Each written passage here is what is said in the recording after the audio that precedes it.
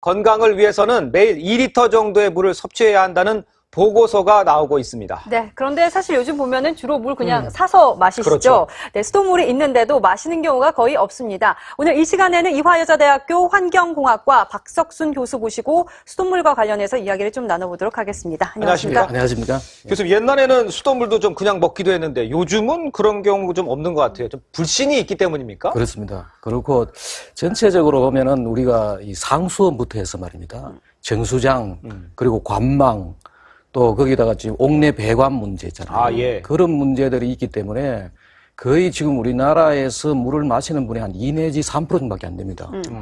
그리고 과거에는 이걸 우리가 어떤 지자체 같은 데서 어떻게 하면은 수돗물을 좋게 하느냐 노력을 많이 했습니다. 네. 근데 이게 이제 정수기가 일반화되고 먹는 샘물을 너무 많이 먹으니까 네. 그 지자체도 이걸 거의 뭐 손을 놓고 있지 않느냐. 그게 더 큰 문제라는 생각이 좀 듭니다. 네. 예. 보면은 이런 문제점에서 계속 나타나고 있는데 이 와중에도 수돗물을 그냥 먹어도 되겠습니까? 뭐 어떻게 보십니까? 근데 이제 수돗물이라는 거는 말입니다. 1%가 안 좋아도 100%를 안 먹거든요. 우리가 흔히 보이지 않는 공포감이 있다. 네. 그 이제 또 어제 다르고 오늘 다르고 예. 이 집 다르고 옆집 다르고 우리 집 다르니까 네. 거의 이제 먹지 않는데 내가 볼 때는 지금으로 봐서는 수돗물을 그냥 먹기는 조금은 위험한 것 같습니다. 위험한 것 같고 정수기 역시 말입니다. 이게 우리나라가 지금 정수기를 너무 신뢰하는데 예. 정수기는 지금 미네랄을 다 제거해가지고 그걸 먹으면 말입니다. 인체에 안 좋습니다.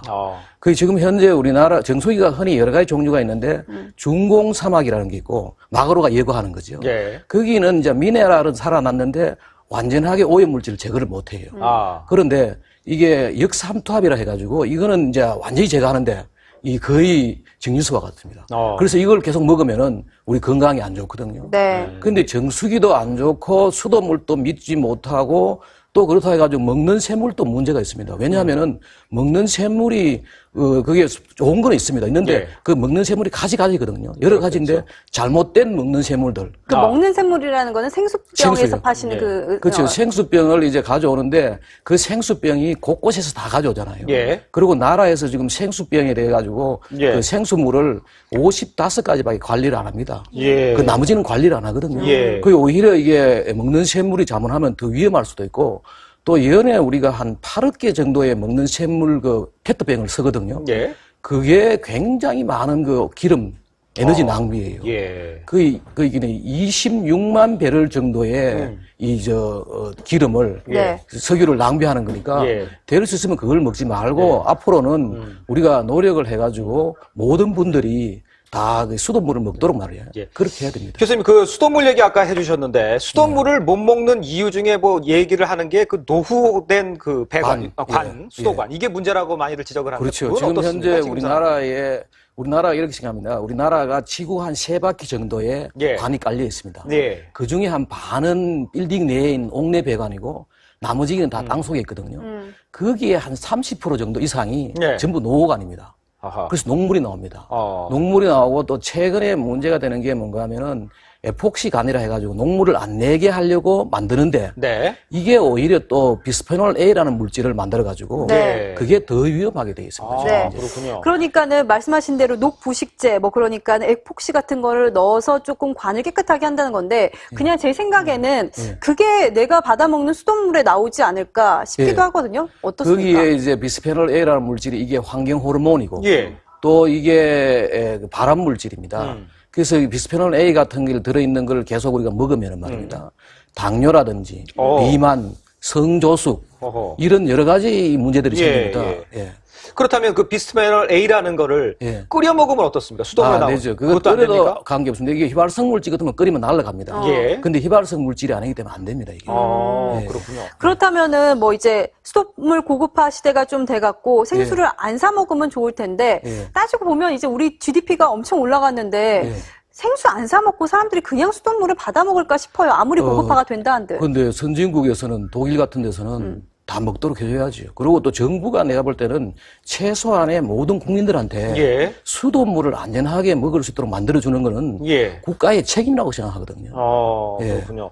아까 뭐 지금 얘기를 계속 하시겠습니다만 지금 그래서 수돗물을 또 민간이 이용하는 데까지는 민간이 좀 관여를 해야 된다. 이렇게 좀 생각을 하고 계신데 그 얘기 좀 해주시죠. 지금 수돗물의 큰 문제 중에 하나가 뭐냐면 상수원도 문제지만 말입니다. 수돗물을 만들어가 우리 집까지 올 때까지 그 물의 나이라고 말입니다. 그게 워터 에이지라 해가지고 외국 같은 건 다 분석을 합니다. 그런데 정수장에서 우리 집까지 올 때 얼마나 오래 걸렸느냐 이런 나이 분석도 지금 우리나라는 안 하고 있거든요. 그 어떤 곳에는 한 보름이 걸려가는 데도 있고 어떤 곳에는 정수해가지고 한 3시간, 4시간 만에 오는 데도 있고 3시간, 4시간 만에 오는 집은 또 문제가 있습니다. 왜냐하면 거기에는 염소가 많기 때문에 그런 데서는 우리가 샤워한다든지 하면은 그 염소가 우리 호흡기로 들어가고 하거든요. 그래서 그런 문제부터 해가지고 워터 에이지 분석, 관망 교체, 그다음에 옥내 배관, 또 우리나라의 문제가 뭔가 하면은 집마다 이제 주택들 물탱크가 있잖아요. 그렇죠. 물탱크가 우리가 흔히 하루에 2번씩 숨을 쉰다 그러거든요. 왜냐하면은 아침에 우리가 물을 많이 쓰면은 물이 내려옵니다. 네. 그때 대기 오염이 들어갑니다. 또 이제 우리가 물을 안 쓸 때는 물이 다시 오히려 올라가거든요.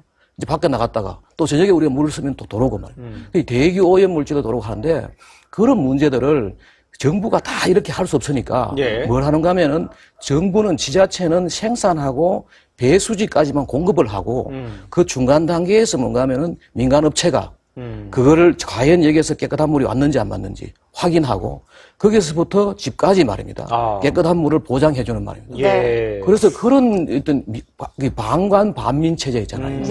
그게 이루어질 때 비로소 제가 볼 때는 그런 것들을 우리 다 할 수 있고 또 최근에 말입니다.